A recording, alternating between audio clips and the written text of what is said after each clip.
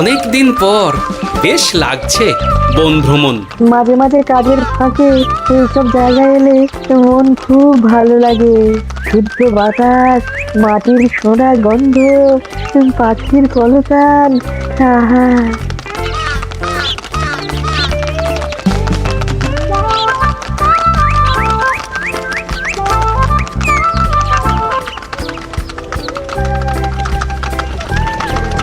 মহারাজের রথ থামছে। আমরা এইখানে বসে আজ রাজকার্য পরিচালনা করব।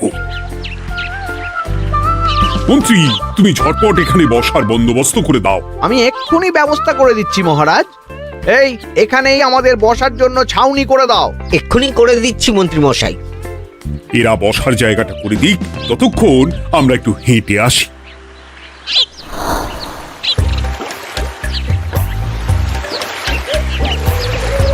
সকালবেলা হাঁটা শরীরের পক্ষে খুব ভালো মহারাজ।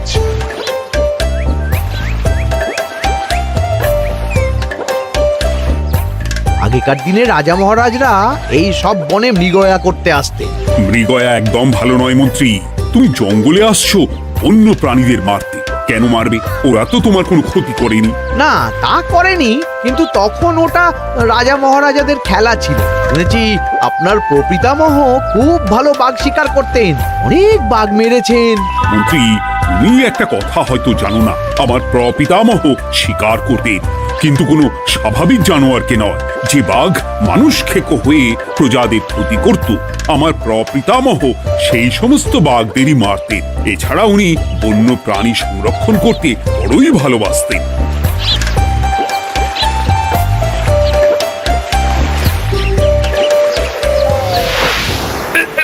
উফ, এটা আবার কি? এই এটা আবার কোথা থেকে উড়ে এলো? কোথাও তো ঝড় হাওয়া কিছুই নেই।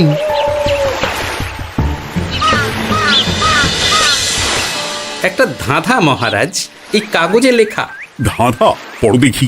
জোয়ার ভাটা প্রভুর খেলা, ভাটা হবে হলে বেলা, ভাটা হলেই দেখা যাবে লাল রঙের এক পাথর পাবে, নদীর ধারে গর্ত করে যত্নে সাজাই কলস ভরে, হেথায় হোথায় ছড়িয়ে যাহা অন্ধকারে জলে তাহা, ঢুকলে চক্ষু ঝলসে যাবে, হাতের কাছে ঘন্টা পাবে, ঠিক ঘন্টা বাজলে পরে পড়বে ঝরে থরে থরে, ঘন্টা যদি হয় ভুল যেন তুমি হারাবে কুল, ঠিক ঘন্টা চিনতে হলে নকশা দেখো চক্ষু খুলে, সিন্দুক দেওয়ালে হাত দাও আসল ঘটনা জেনে নাও। ওরে বাবা, খুব দীর্ঘ ধাঁধা। তা মন্ত্রী, তুমি কিছু বুঝলে? এটা একটা গুপ্তধনের নকশা। এর মধ্যে গুপ্তধন কোথায় আছে তার একটা ধারণা দেওয়া আছে। গুপ্তধন? ওটা আমাকে পেতেই হবে, পেতেই হবে। দেখি দেখি একবার কাগজটা দাও। গোপাল, কাগজটা আগে আমার হাতে দাও, দেখি ভালো করে। এখন নদীতে জোয়ার চলছে গোপাল। একটু পরেই ভাটা শুরু হবে। হ্যাঁ, ভাটা না হলে কিচ্ছু বোঝা যাবে না। এখানে স্পষ্ট লেখা আছে, ভাটা হলেই দেখা যাবে লাল রঙের এক পাথর পাবে। তার মানে আমাদের ভাটা হওয়া পর্যন্ত অপেক্ষা করতে হবে। না, সময় নষ্ট না করে ধাঁধাটার সমাধান করতে শুরু করি। ভাটা হলে একটা লাল রঙের পাথর দেখা যাবে, এই পর্যন্ত পরিষ্কার আছে। বুঝতে হবে ওর পর থেকে। পড়ো গোপাল, চলো আমরা সবাই বুদ্ধি লাগাই। নদীর ধারে গর্ত করে যত্নে সাজাই কলস ভরে। এটার অর্থ, ধাঁধাটা মাথায় বসিয়ে নিয়েছি, এবার কে কি বলবে সেটা শুনতে হবে। চলো গোপাল, আমরা ধাঁধা যেমন যেমন বলেছি তেমন তেমন ভাবেই চলি। চলুন মহারাজ, এখন আমাদের দেখতে হবে লাল পাথর। কোথায় আছে লাল পাথর? চলো চলো সবাই, চোখ কান খুলে আমরা নদীর পাড় ধরে হাঁটি। আমি একটু তফাতে হাঁটি। গুপ্তধন আমাকে একা পেতে হবে। ভাটা হলেই দেখা যাবে লাল রঙের এক পাথর পাবে। আমাকে চোখ কান খোলা রাখতে হবে। লাল পাথর, নদীর চড়ায় লাল পাথর দেখতে হবে। লাল পাথর, লাল পাথর। ওটা কি? তো এই তো লাল পাথর, লাল পাথর। ওরা অনেকটা এগিয়ে গেছে, ওদের আমার দিকে নজর নেই। এই সুযোগ, এই সুযোগ, একা একা গুপ্তধন নিয়ে পালাবো।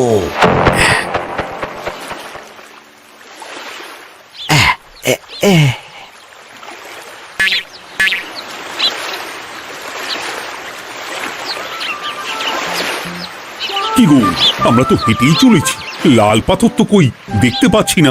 আরেকটু হাঁটতে হবে মহারাজ, গুপ্তধন বলে কথা, ওকে আর সহজে ধরা দেয়? সেটা অবশ্য সঠিক কথা। আচ্ছা, আমরা সবাই তো আসছি হেঁটে হেঁটে, মন্ত্রী মশাই গেলেন কোথায়? ও কি যে ঘটে! সত্যি তো, মন্ত্রী কোথায়? ও সেনাপতি, মন্ত্রীকে দেখেছো? কই না তো মহারাজ। তাহলে কোথায় গেলেন মন্ত্রী মশাই? এই জঙ্গলে বাঘ ভাল্লুক আছে, শেষে কিনা বাঘে নিল। হায় হায় হায়, মন্ত্রী গিন্নির কাছে আমি কি মুখ দেখাবো? হুম, বাঘ ভাল্লুকের পেটে যাবার লোক তো মন্ত্রী মশাই নন। ও গোপাল, কি ভাবছো? কিছু তো একটা বলো। এখন আমাদের মন্ত্রী মশাইকেই খুঁজতে হবে। তবে মন্ত্রী মশাই বাঘ ভাল্লুকের পেটে যায়নি। তুমি নিশ্চিত হচ্ছ কি করে?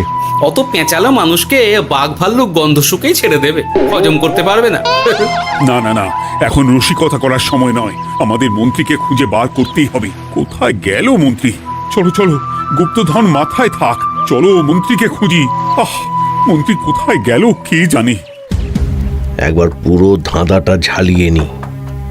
ভাটা হলেই দেখা যাবে লাল রঙের এক পাথর পাবে।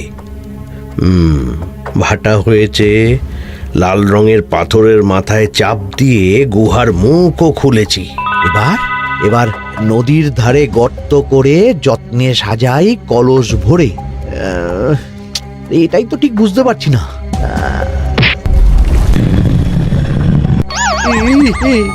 এই রে, এবার কি হবে? হ্যাঁ মহারাজ, কোথাও একটা আওয়াজ হলো। এই, আওয়াজটা কোন দিক থেকে হলো? চলুন সামনে এগিয়ে যাই। আমার মনে হয় আওয়াজটা সামনের দিক থেকে এলো। আমারও তাই মনে হলো। তবে কি মন্ত্রী মশাই লাল পাথরের হদিশ পেয়ে গেছেন? আমাদের চোখে পড়লো না, অথচ মন্ত্রী মশাইয়ের চোখে পড়ে গেল। আসলে আমরা কথা বলতে বলতে গেছি, তাই নজরে পড়েনি। মন্ত্রী মশাই একা একা আমাদের পেছন পেছন আসছিলেন। উনি ইচ্ছে করেই আমাদের পেছনে পেছনে আসছিলেন। নিজে একা গুপ্তধন নিয়ে যেতে চেয়েছিলেন, এখন কোথায় আছেন কে জানে।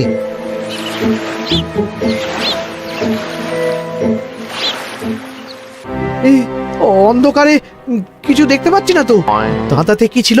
হ্যাঁ, কি ছিল? হেথায় হোথায় ছড়িয়ে যাহা, অন্ধকারে জলে তাহা, ঢুকলে চক্ষু ঝলসে যাবে, হাতের কাছে ঘন্টা পাবে। পেয়েছি পেয়েছি, ঘন্টা ঘন্টা ঘন্টাটা পেতে হবে। ঘন্টাটা ঘন্টাটা ঘন্টা।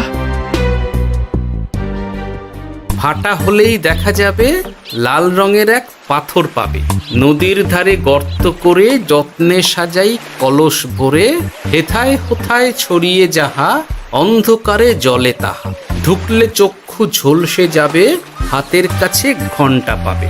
ঠিক ঘন্টা বাজলে পরে পড়বে ঝরে থরে থরে, ঘন্টা যদি হয় ভুল যেন তুমি হারাবে কুল। ঠিক ঘন্টা চিনতে হলে নকশা দেখো চক্ষু খুলে, সিন্দুক দেওয়ালে হাত দাও, আসল ঘটনা জেনে না। এবারে ভালো করে ঠান্ডা মাথায় ভাবতে হবে। ভাটা হলেই দেখা যাবে লাল রঙের এক পাথর পাবে। সেই লাল পাথরটাই তো খুঁজে পাওয়া যাচ্ছে না, অথচ মন্ত্রী মশাই খুঁজে পেলেন। আওয়াজটা কোথা থেকে আসছিল? এই কাছে পিঠে এই কোথা থেকে আওয়াজটা আসছিল।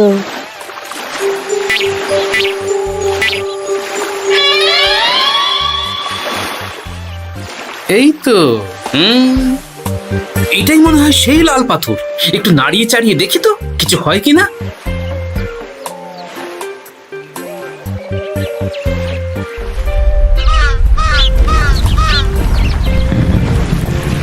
এই তো, কাজ হয়েছে। এই তো সুড়ঙ্গ।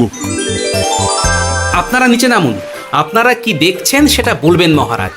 সবাই যদি নেমে যাই, যদি কোনো কারণে সুড়ঙ্গের মুখ বন্ধ হয়ে যায়, তাহলে আর আমরা বাইরে বেরোতে পারবো না মহারাজ। গোপাল ঠিকই বলেছে, আমরা দুজন বাইরে থাকি। মহারাজ, আর একটা কথা, কোনো ঘন্টায় হাত দেবেন না, মনে আছে তো? ঘন্টা যদি হয় ভুল, যেন তুমি হারাবে কুল। ওরে বাবা, এই বয়সে আর কুল হারাতে চাই না। ঠিক আছে, তোমার কথাই অক্ষরে অক্ষরে পালন করব। দেখি এই সুরঙ্গে মন্ত্রীমশাইকে দেখতে পাই কিনা। চলুন মহারাজ, সুরঙ্গে নামি। সবাই সাবধানে নামো।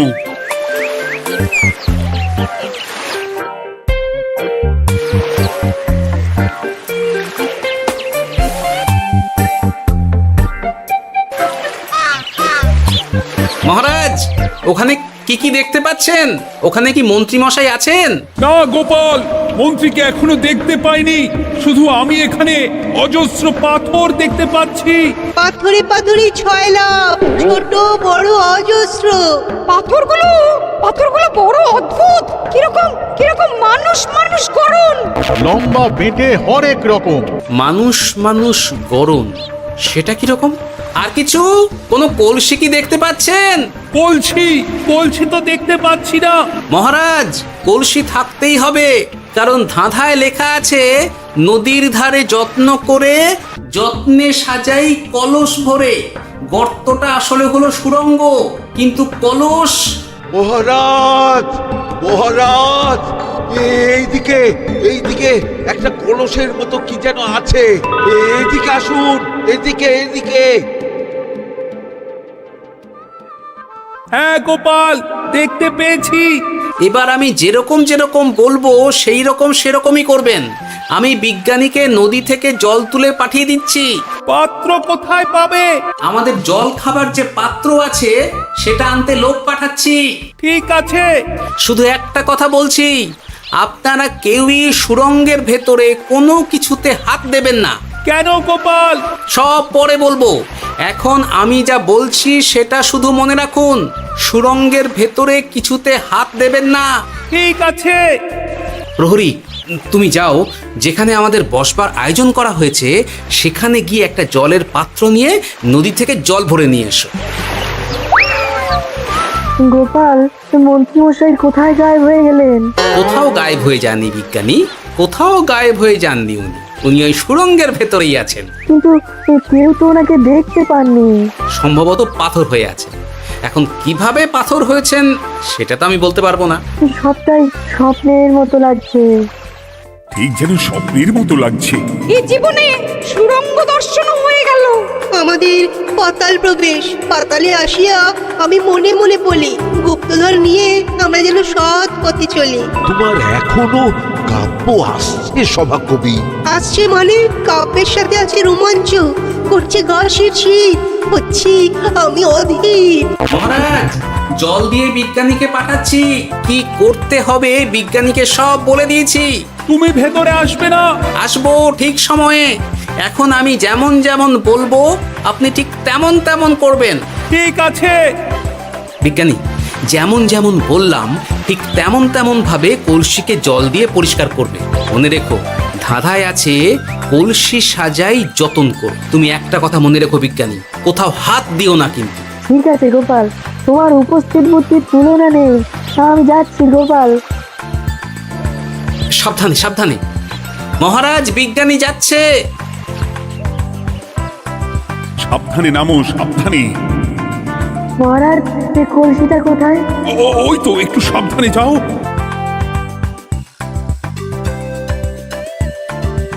বিজ্ঞানী, কলসির দেখা পেয়েছো? পেয়েছি পেয়েছি পেয়েছি। এবারে কলসিটাকে ভালো করে জল দিয়ে ধুয়ে দাও। কলসির আলোয় সুড়ঙ্গ আলোকিত গোপাল। এরপর কি? ভালো করে দেখুন মহারাজ, কোথাও ঘন্টা দেখতে পাচ্ছেন কিনা। ঘন্টা? একটা তো নয়, সার সার ঘন্টা, অনেকগুলো ঘন্টা। সাবধান, ঘন্টায় হাত দেবেন না, শুধু দেখুন।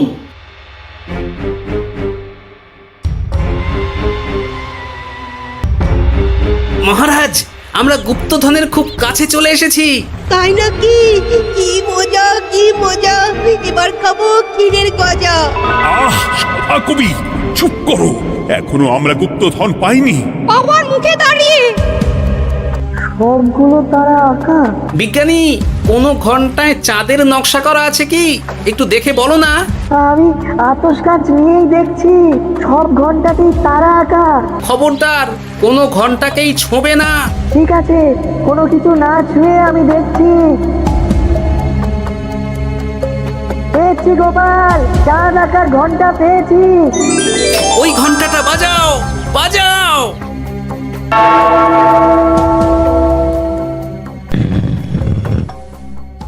গুপ্তধন পেয়েছেন মহারাজ? বাঁচাও বাঁচাও বাঁচাও।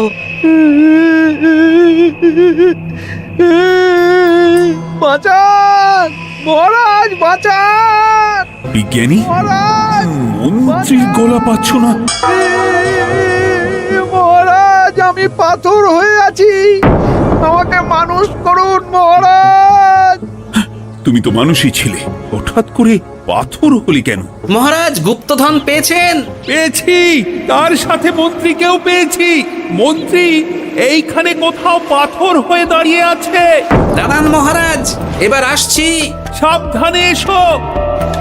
আমি ভেতরে যাচ্ছি, বুঝলে? যদি কোনো কারণে দেখো পাথরটা গুহার মুখটা আটকে দিয়েছে, অমনি তোমাদের কাজ হলো পাথরটাকে ছুঁয়ে ফেলা, বুঝলে? ঠিক আছে গোপাল দাদা। আমার মনে হয় বিপদ আর কিছু ঘটবে না, তবুও সাবধানের তো মান নেই। ঠিক আছে, তুমি নিশ্চিন্তে ভেতরে যাও। বাঁচাও, আমাদের বাঁচাও, আমাদের সবাইকে মানুষ করুন। আমাকে মানুষ করুন মহারাজ। আপনাকে তো মানুষ করা হবে মন্ত্রী মশাই। আগে বলুন, আপনি পাথর হলেন কি করে? ও, মনে পড়েছে ধারার শেষ লাইন, সিন্দুক দেওয়ালে হাত দাও, আসল খবর জেনে না। সত্যি গোপাল, তুমি না থাকলে এই এত কিছু আমাদের সবার কাছে অজানাই থেকে যেত।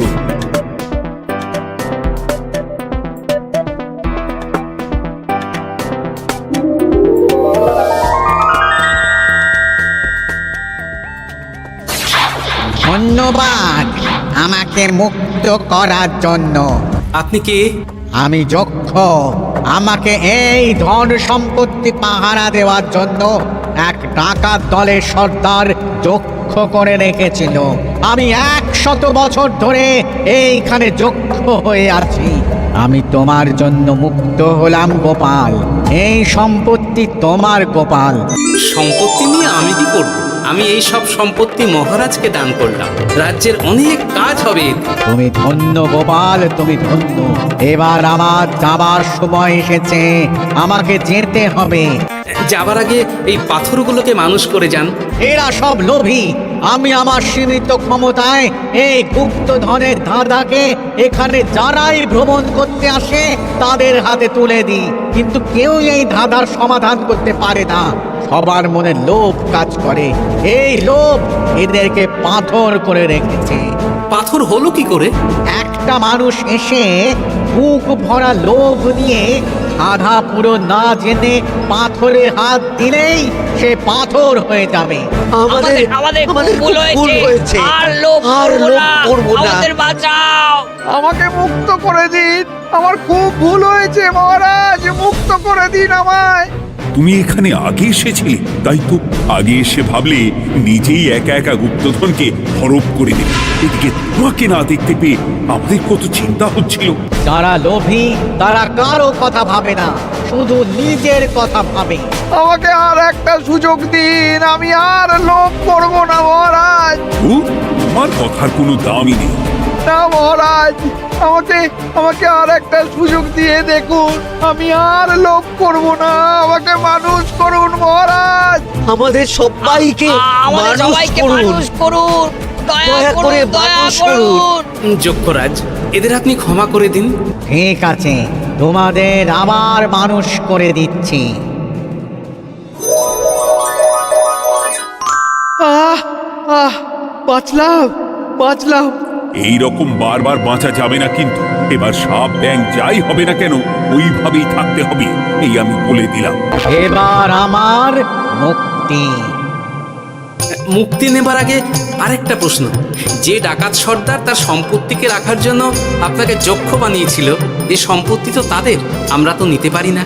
লোভ বড় খারাপ গোপাল। অতিরিক্ত লোভ মানুষকে পশু করে দেয়।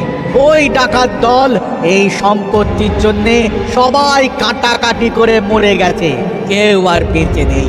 সুতরাং এই সম্পত্তিতে তোমার অধিকার আছে, এই সম্পত্তি তুমি গ্রহণ করো। নিলাম আমি, কিন্তু এই সম্পত্তি মহারাজকে আমি দান করলাম। ডাকাত দল জনগণের সম্পদকে লুঠেই তো সম্পত্তি বানিয়েছে, তাই আমি জনগণের কাজে লাগবার জন্যই এই সম্পত্তি মহারাজকে দিলাম। গোপাল, তোমার জয় হোক। এবার তাহলে আমি যাই, তোমরা সবাই সুখে থেকো আর ভালো থেকো। গোপাল, তোমার তুলনা হয় না। তোমার ঋণ আমি কোনোদিন শোধ করতে পারবো না। তুমি কৃষ্ণনগরের জন্য যা করলে তা ইতিহাসে লেখা থাকবে। না মহারাজ, আমি এমন কিছু করিনি, এই কাজ সবাই করবে। জয় গোপালের জয়, জয় গোপালের জয়, জয় কৃষ্ণনগরের জয়। জয় কৃষ্ণ, জয়।